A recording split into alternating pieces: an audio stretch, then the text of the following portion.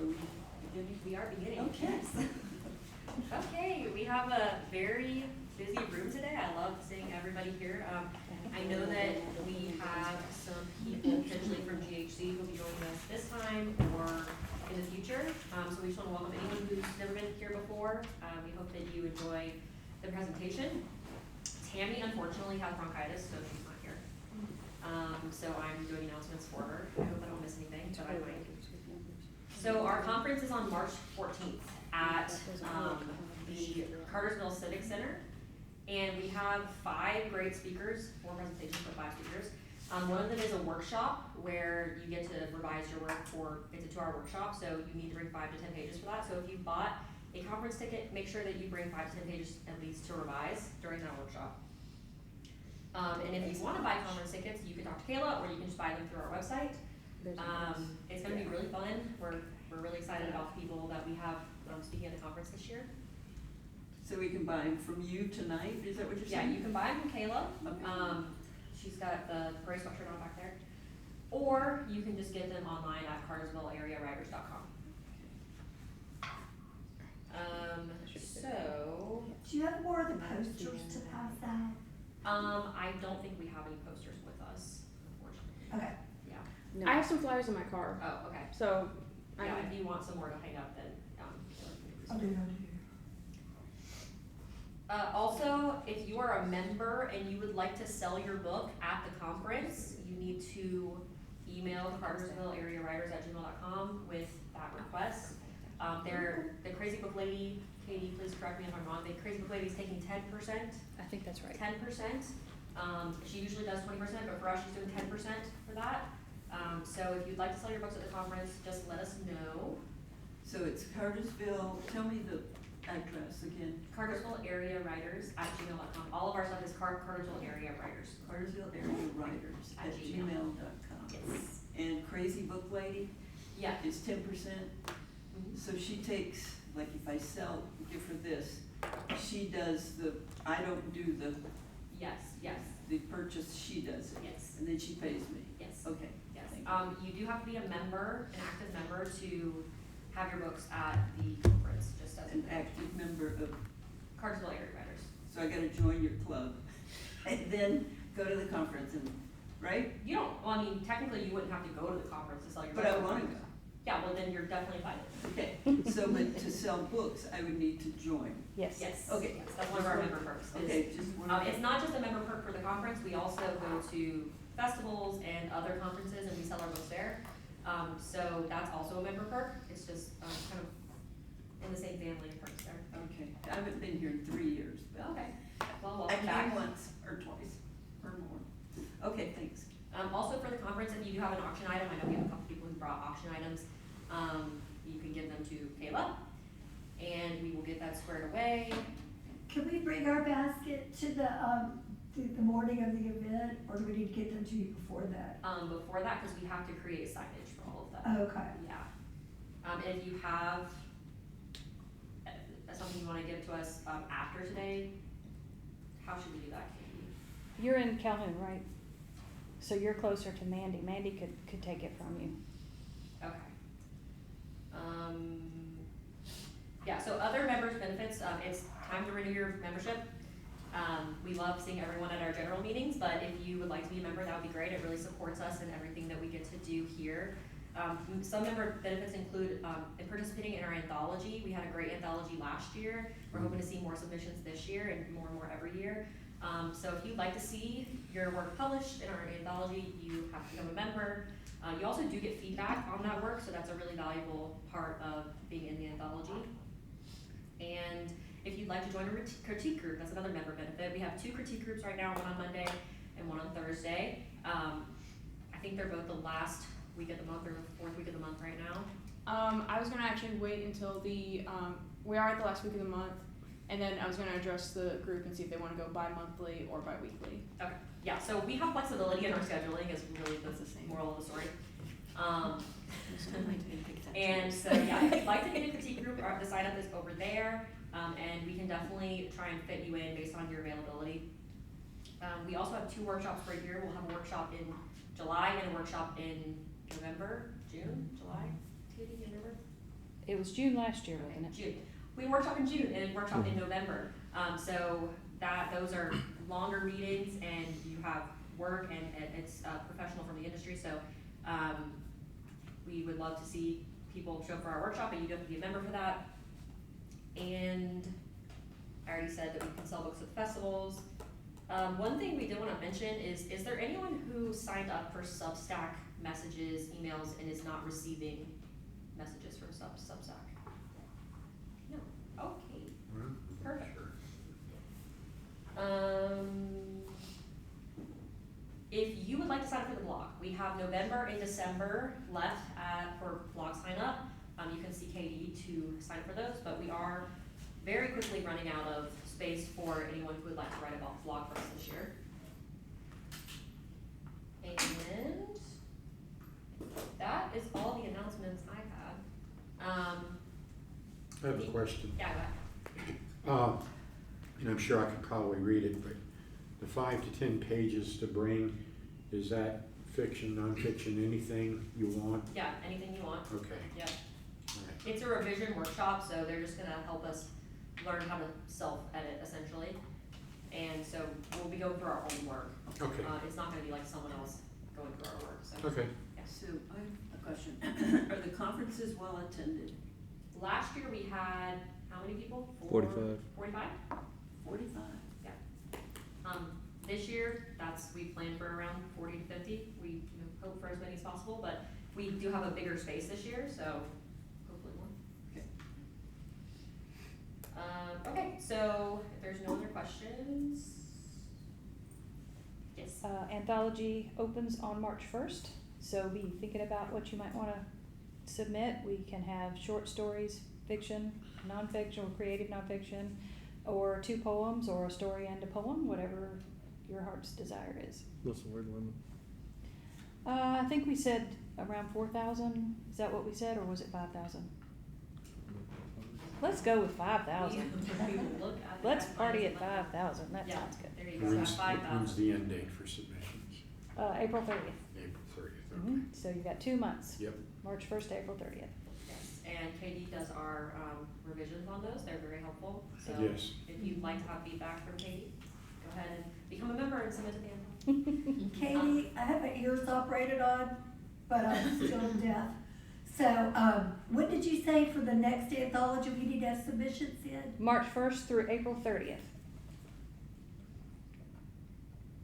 Thank you. You're welcome. And 5,000 words. Is that what you said? Maximum, yes. Okay. Okay, so going off the back of that, tonight our presentation is by Kris Owens. Kris has had stories published in many places. I'm sure that he will speak a little bit about his stories that he's had published, short stories. So he's gonna talk a little bit about how he writes short stories, what his process is for developing those ideas, in anticipation for our anthology submission. Hopefully we can all have a little bit of inspiration, right, Kris? You gonna inspire us? Maybe. Yes, okay. He says absolutely yes. Kris Owens, did you go to Kennesaw? No. Oh, okay. I got you mixed up with somebody else. Sorry. Yeah, so he can take it away.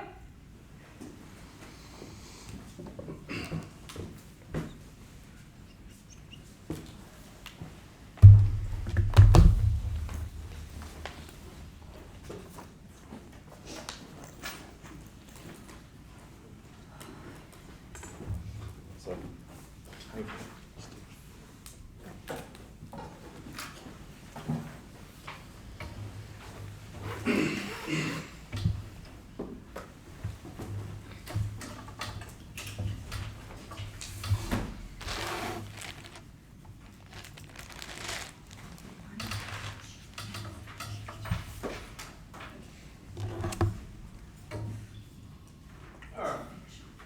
First of all, thanks for coming to February 2026 CAW meeting. This is the first time I'm running one, so if I stumble, give me an apology. I apologize ahead of time. But I'll also try to keep this simple and practical. I'm also not a fan of just learning, so with the handouts, you will have to flip them over because we're gonna have some exercises if you want to participate. They backside the spare piece of paper. The goal is a fast plotting method you can use for short story contests. Premise to outline to draft with less wandering. And this is the process I use. I'm going to detail it out a little more in depth than what I do, because a lot of it's internal. Once you start doing it, practice, a lot of it overlaps and you don't have to do step by step by step.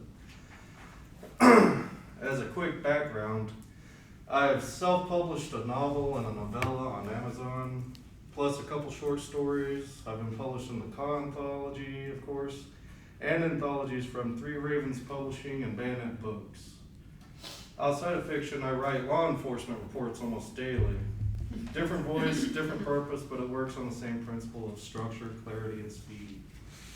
Because a lot of times I've got to write not necessarily 1,000 words, but close to 1,000 words, and I have like 40 minutes to do it.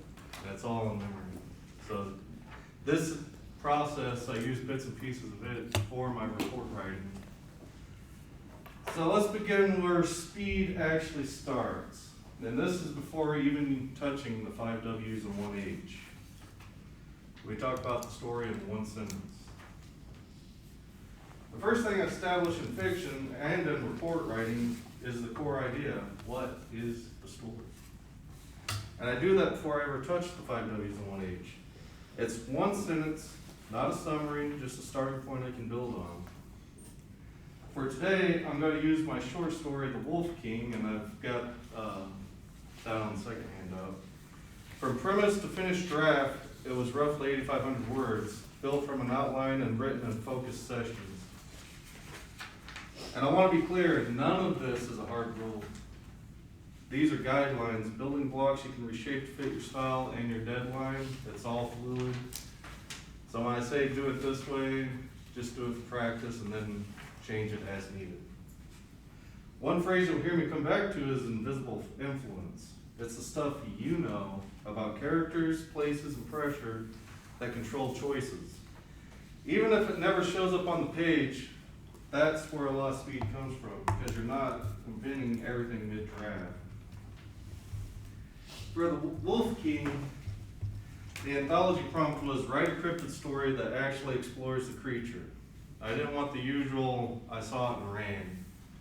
So I started with one sentence. A guy fights a cryptid to become the king of wolves.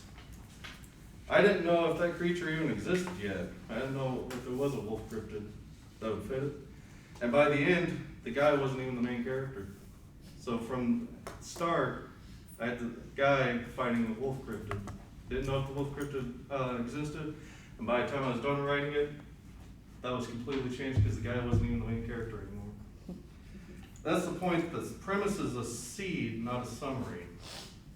So for the first exercise, you got 60 seconds. I'll give you more than 60 seconds. Thank you. But use one of these templates.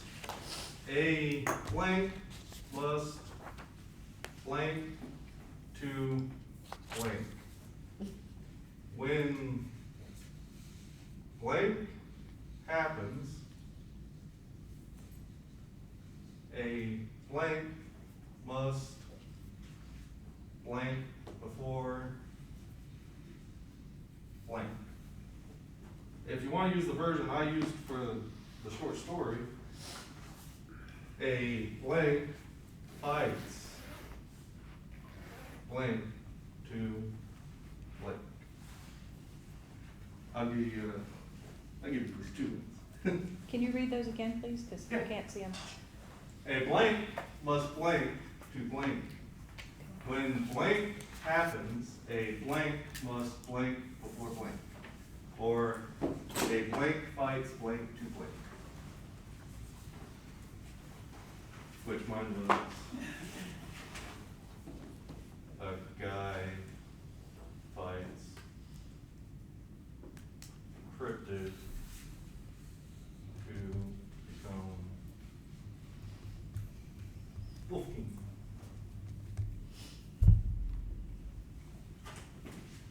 He fights who? A cryptid. What's a cryptid, Kris? Unknown creature, usually supernatural, sometimes not. Oh, okay. Bigfoot, Mothman type thing. Yeah, Mothman type thing. Oh, Bigfoot? Yeah, like Bigfoot. Okay.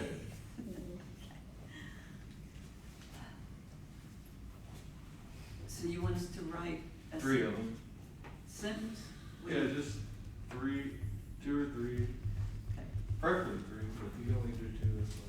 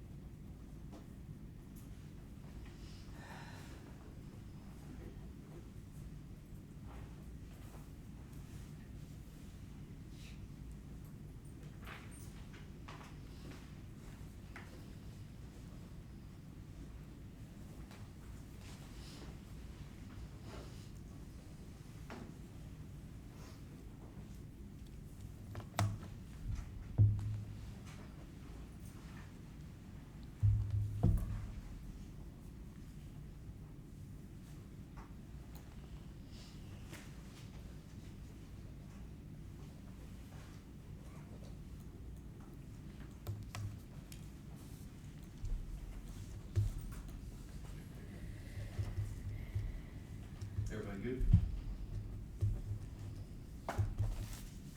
Was that 2 minutes? You know, some more time. So you want us to do all 4 of those? At least 2. Oh, Oh, 2? You can do 3. 3 preferably. 2's fine. and you want us to do it in 2 minutes? Yeah. Is that what you said? Speed is the key. Okay, I get it.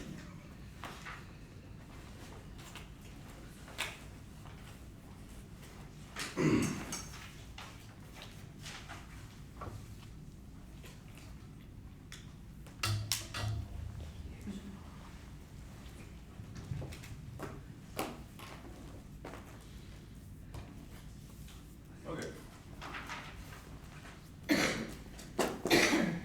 If you've already finished writing down 2 or 3 of them, now circle 1 you actually want to keep working on. Just pick 1 out of the 2 or 3 that you wrote down, circle the one you want to keep working on, and do I have any volunteers to read what they wrote? An otter must flee to find family. That's good. A dwarf must earn a living, but a fire happens. A truce must be struck before she can get back in business. That's good. Anyone else? A superhero must infiltrate a crime syndicate to find his lost niece. Perfect. That sentence isn't a summary, it's a seed. Now we're going to pick a setting that forces it to grow in a specific direction. With the premise in place, that's all I had. No settings, no cast, no deeper purpose yet, just a conflict.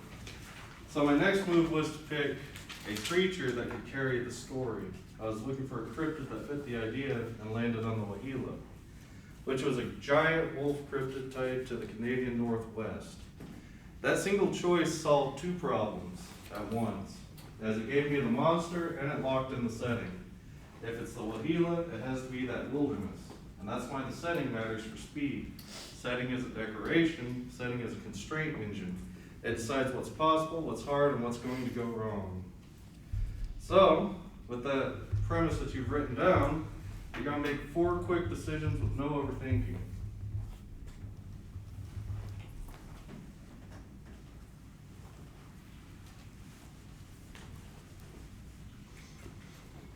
Right.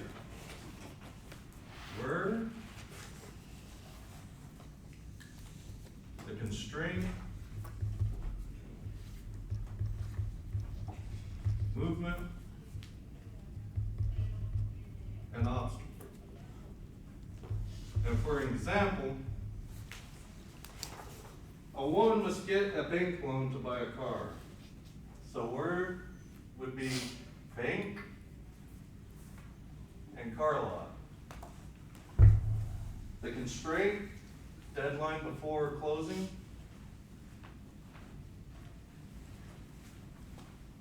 Does this need to relate to the story we just Yeah, the started? one you circled, yeah. Whatever one you chose, these are the 4 that you're writing on next. The movement, driving across town.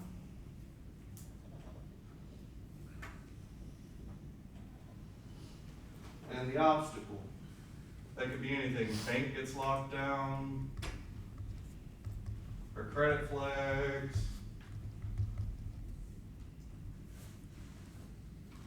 or she's being pressured by someone else.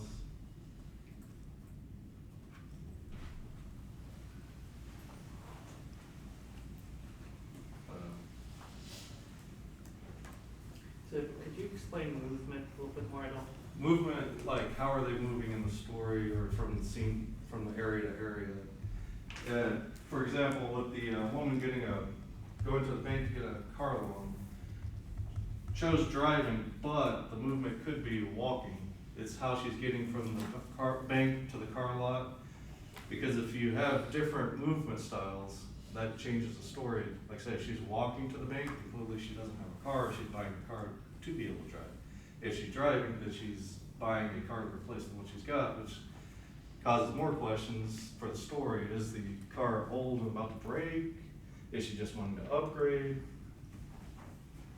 Can you explain the difference between constraint and obstacle? Between what? Constraints and obstacle? Constraint is the overarching obstacle. They're both the same. But the constraint would be, like an example, deadline before closing, it sets the time. Is she trying to race to the bank to get the loan before the car lot closes? Or is the obstacle is what's immediately interrupting her, like the bank getting robbed? Okay. So it'd be fair to say constraint is a resource that you lack, and the obstacle is the external Yeah. thing you have to overcome. Yes.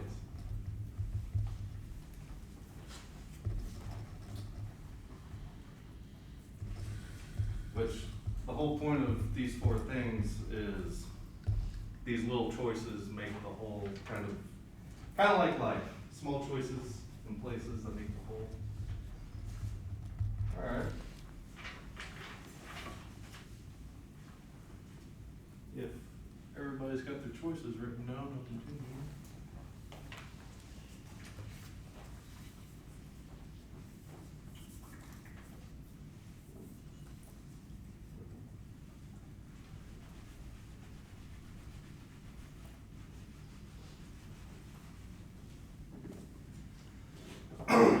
Next, I built a backstory as a tool. I asked myself, is the Wolf King human or supernatural? And more importantly, why does he want this? I decided he was a Canadian hobby pilot who crashes in the wilderness with his wife. He survives, his family's killed by the Wahila. Obsession and revenge become the engine of the story, and in the final draft, I don't dump that history.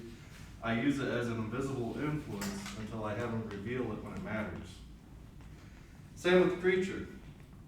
I did just enough reading to ground it before making a choice about how it works in my story. Not magical, just something old and dangerous. Those decisions affect everything. It crafted what the characters believe, what they fear, and what they're willing to do. Originally the Wahila is a supernatural creature, and I just went with it being a really old dire wolf. This is the point where I realized I didn't know enough to write from the Wolf King's perspective. I could have tried to invent wilderness expertise and wolf behavior, but for a contest piece, I didn't want to risk something glaringly wrong. So I changed the lens. I added a POV character who is allowed to not know. A Canadian wildlife officer who works an office job processing tagged animal movements. He had a reason to notice an anomaly and a reason to go somewhere he shouldn't. His ignorance becomes logical and hides the writer's own, namely mine. So here's the next exercise. On your paper, write 3 lines. These are more questions to yourself. I don't know enough about blank to write confidently.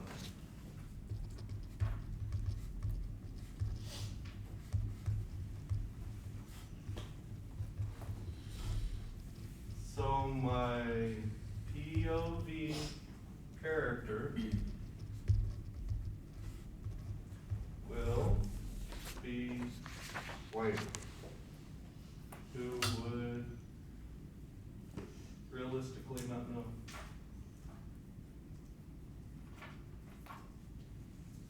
Could you read that again? Yeah, I'll read it. And 3, they get pulled into the story because what?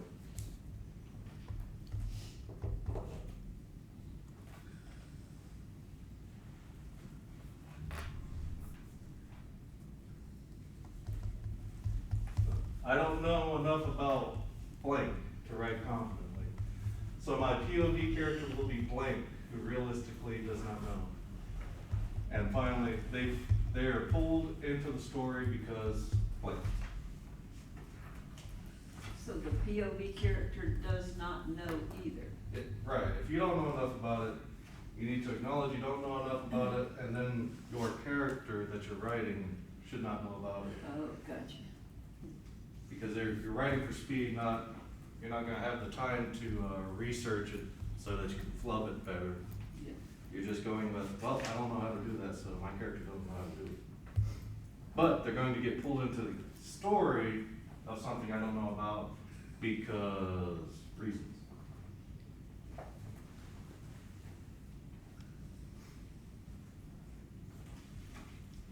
So, which case, right, for government.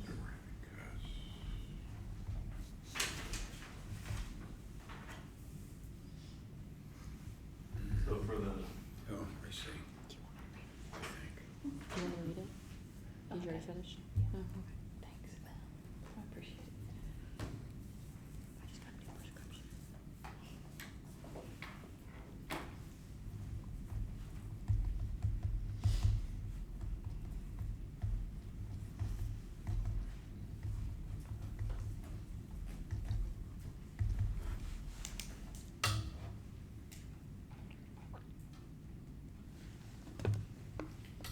so for the Wolf King story, I would have wrote, I don't know enough about the Canadian wilderness to write confidently.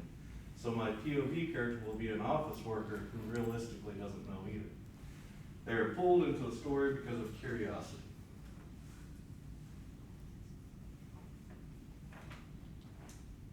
And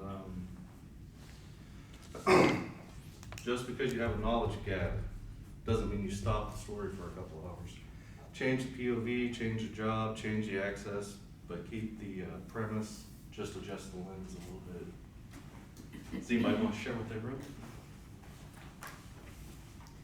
Alright, so I don't know enough about the economics in running a fantasy tavern to write this. My POV character is a dragon who would not know realistically. He's pulled into the story because he thinks running a tavern is easy / it will print money. See? And now you've already crafted part of that story. Mm-hmm. Anybody else? Yeah. I don't know enough about electromagnetic pulse to write confidently about it. So my point of view character will be in charge of a unit, and he doesn't know what EMP is about either. And they get pulled into this because they are ambushed by someone using EMP. Man, they're all great examples. With the setting, characters, and core conflict in place, now I finally move on to the 5 W's and 1 H. And that's when the story clarified on something more specific. Basically, a wildlife officer spots an anomaly, goes out to investigate, and ends up trapped in the middle of a fight between the Wahila and a band obsessed with killing him. Doing the 5W 1H also exposed a problem. My story didn't escalate enough. I in turn created a third character, gave him a small backstory like I did the other two, and set his goal as meant to get eaten by wolves near the last act. So even the characters that you intend to just die at some point, give them a little bit of backstory time there, because it just creates flavor. It creates flavor for the whole thing. So now that we have all this information, we can move into the 5 W's and 1 H. Who, what, when, where, why, and how. On your sheets, write a simple 1-sentence description for each W and H. My story, The Wolf King, it would have been who, a wildlife officer who wants to explain an anomaly, and the Wolf King who wants revenge.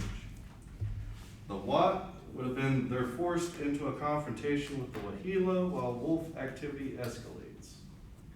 Where? The Canadian Northwest Wilderness. When? Modern day. Why now? The tagged animal movements spike and go wrong all at once. Why them? The officer is the one paid to notice it and becomes curious enough to follow it. How? A storm and distance trap them in the backcountry as the Wahila closes in. So I'll pause here and let you write your W's in each.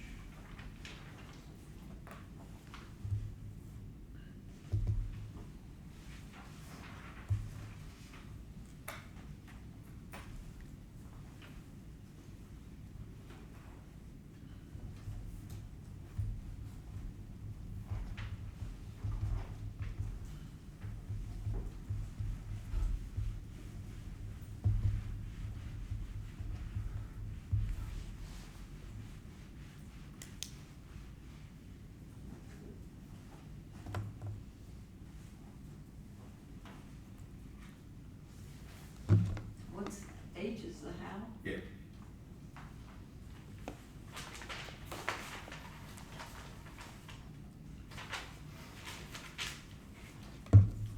Can you expand on the why part a little bit? Why, Yeah, like, why are the characters doing what they're doing? I see, okay.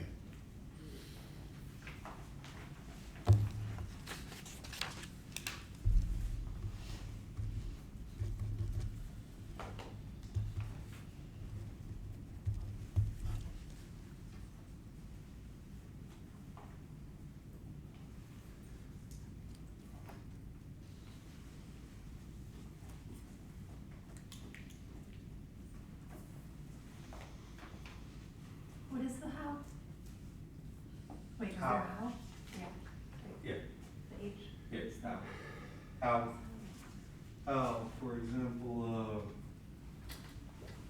how their situation progresses. Like, the point of that story, the how was a storm and distance trapped them in the country with Wahila closing in. So like, the lady going to the bank, how would be her car is breaking down, so she's going to the bank to get a loan to get a new car. The how is just how it's coming about.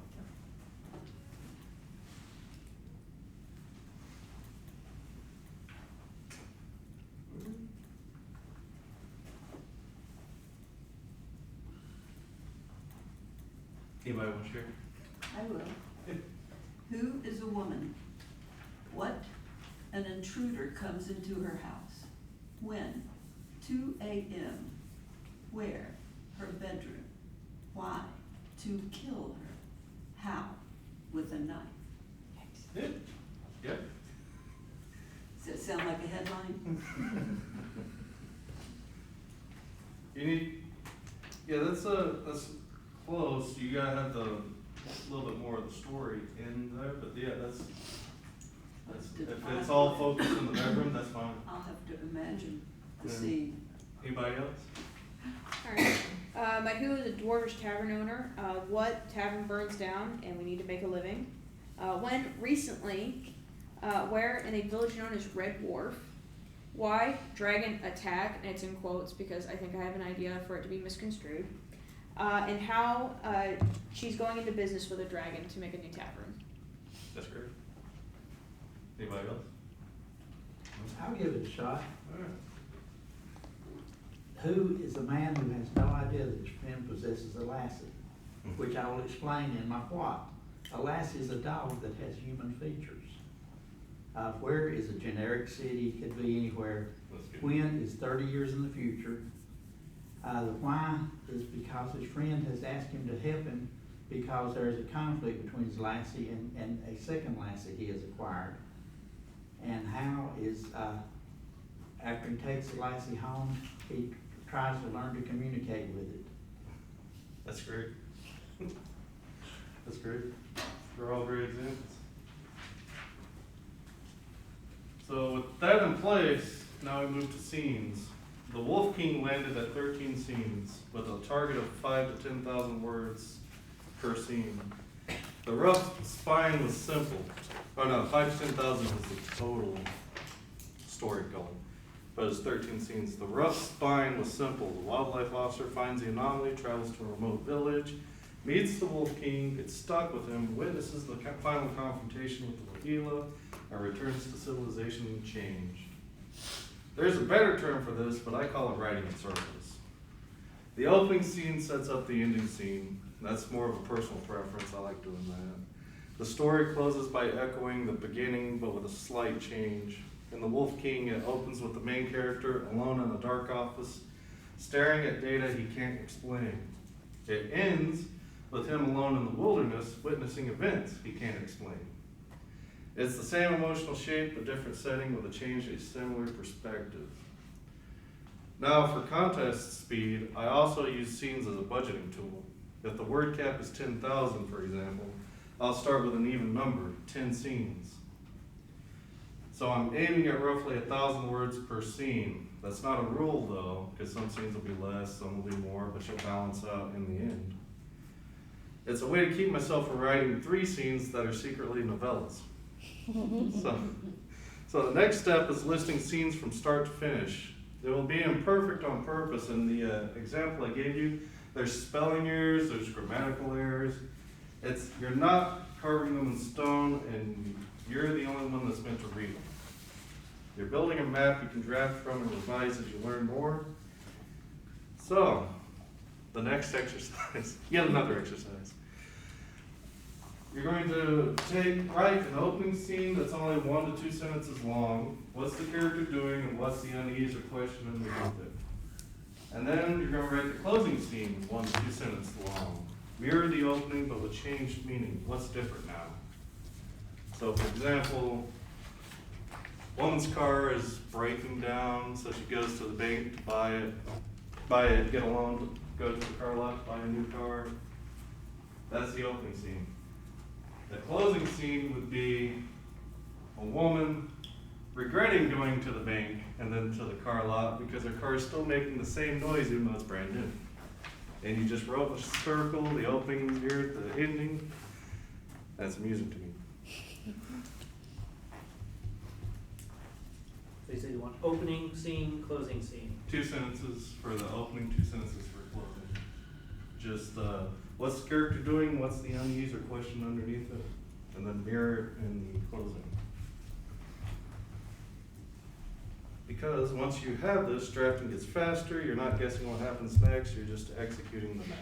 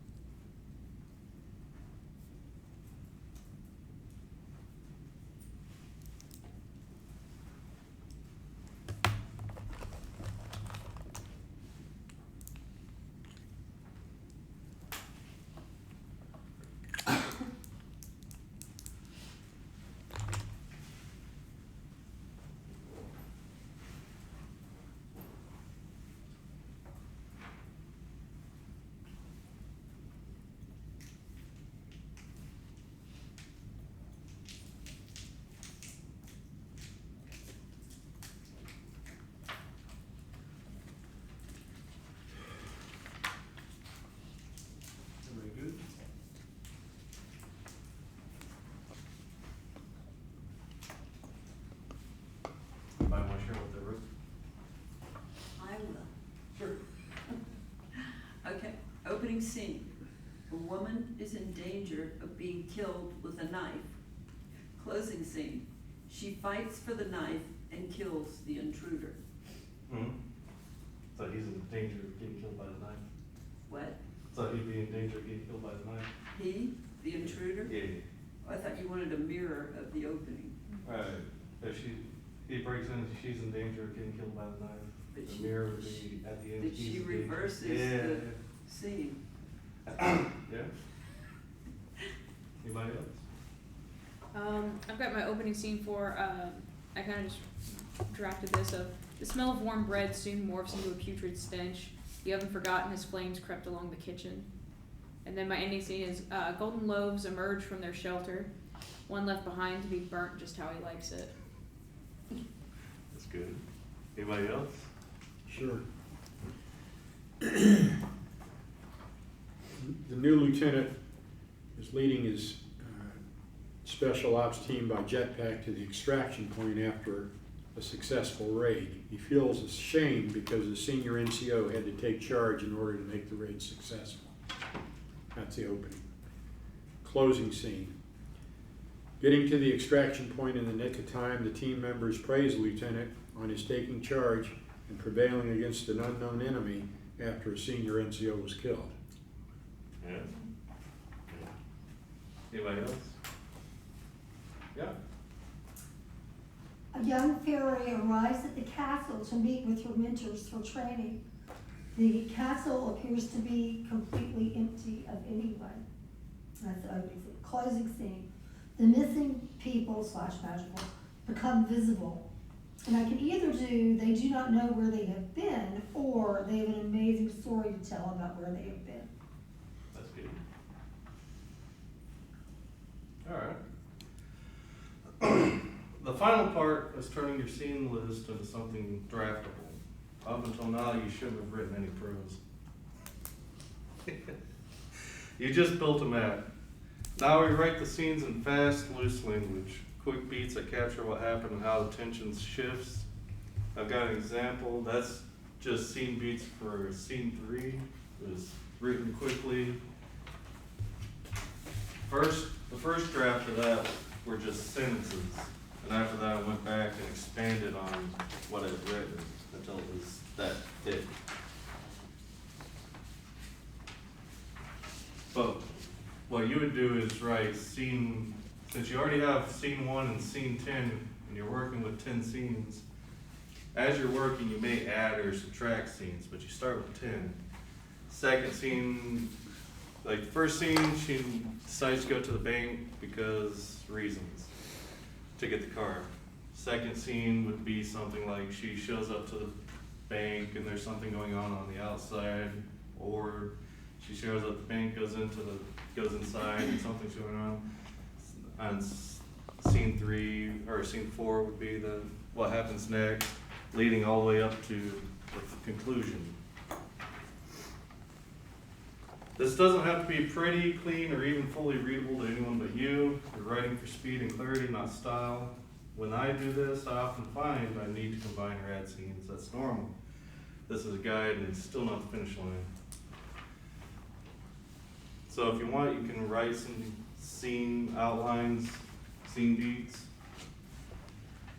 But once you have your scenes written out like that, converting to prose is mostly just translation and polish. For the example I gave you for scene 3 in The Wolf King, after I'd written out that whole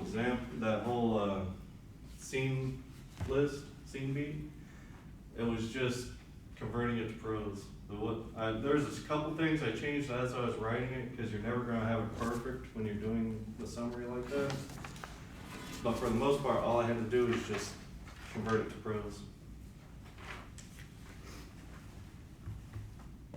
Once you have your scenes beat out like that, converting prose is mostly translation and polish. And the more you practice, the more these steps start to overlap. Once you get used to doing this, you won't do step 1, step 2, step 2, 3. You'll do step 1, step 4, or like on the other handout where the arrows are pointing, you might jump from setting constraints to the 5Ws, 1H, then come back and do the backstory pressure. Like I said, it's not a strict 1, 2, 3 rule. It's very fluid, and depending on how you write, your style, you might move those directions around. But generally, that's the order I write in. So to recap, it's one sentence idea, setting constraints, backstory is pressure, 5W1H, scene list, scene beats, and then finally convert to prose. Once you do that, the prose part is easy. It's quick, easy, you don't even have to think about it mostly. So that leads to our homework challenge. Take what you did today and write a short story from it, or use it to continue writing what you're working on. Time yourself, your outline time, as well as your draft time. Pay attention to where you got stuck. That'll tell you what part of the pipeline you need to strengthen. If you finish something before the next meeting, share it on our social media page.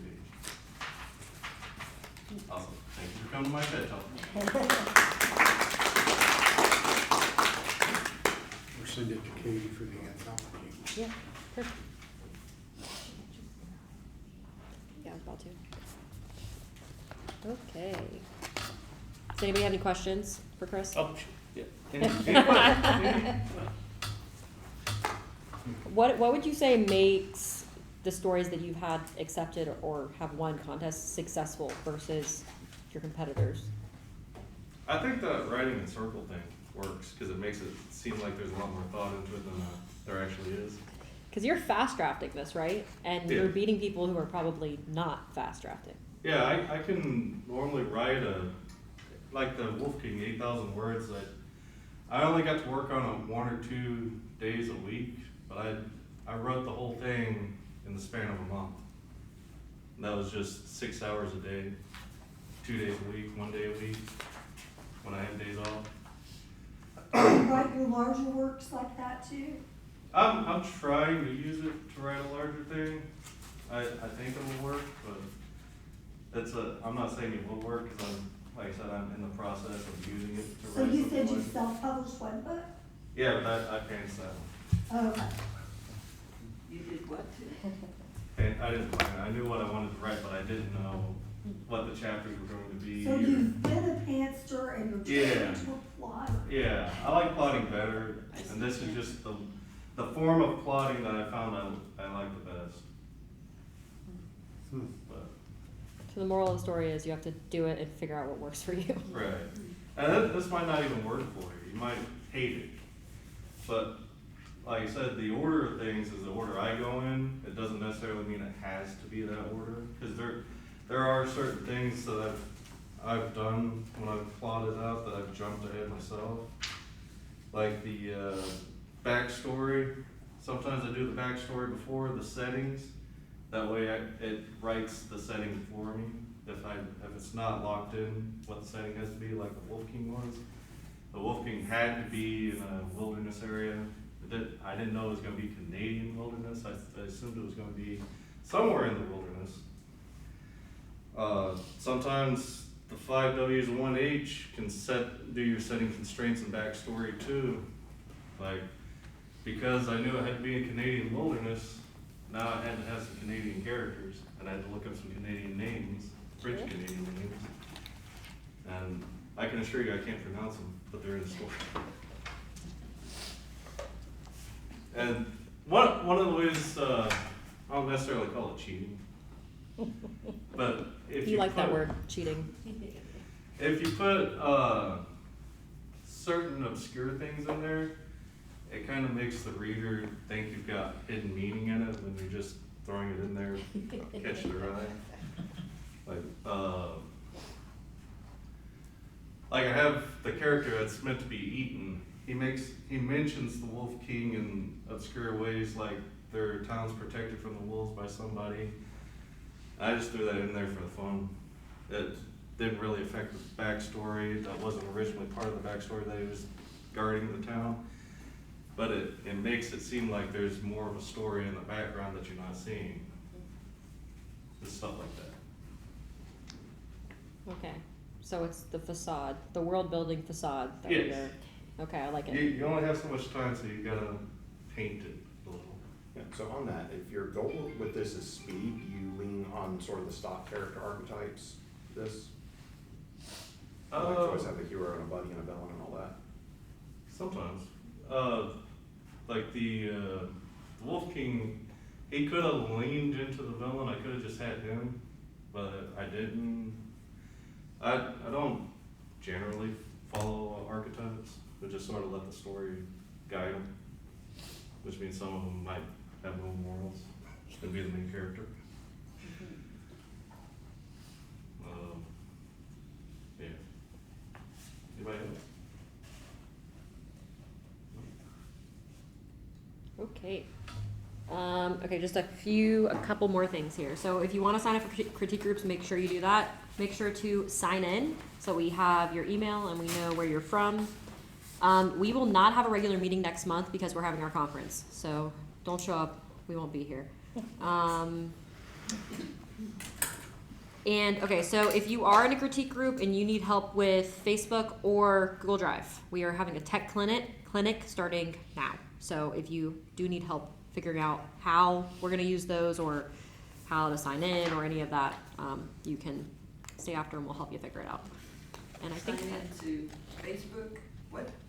for critique groups, we use Facebook Messenger video call for that. Oh, Yeah, so gotcha. that's, yeah. For critique. Yes, I yeah. see. Yep, so we're gonna have a tech clinic if anybody has any questions about that. And I think that's it. Yes. Thanks for coming, everybody. Yes, thank you, everyone.